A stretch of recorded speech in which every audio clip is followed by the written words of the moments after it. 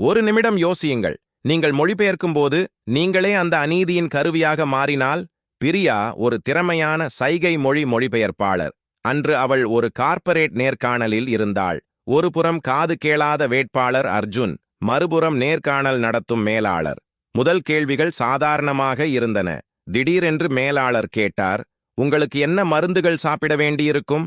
அலுவலகத்தில் என்ன சிறப்பு வசதிகள் தேவை? இந்த கேள்விகள் சட்டப்படி தடை செய்யப்பட்டவை. ஆனால் பிரியாவின் வேலை மொழிபெயர்ப்பது மட்டுமே.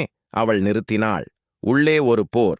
நான் நடுநிலையாக இருக்க வேண்டும் என்று ஒரு குரல். ஆனால் என் வார்த்தைகளே இந்த மனிதனை காயப்படுத்துகின்றன என்று இன்னொரு குரல். பிரியா அர்ஜுனை பார்த்தாள். அவன் நம்பிக்கையோடு காத்திருந்தான்.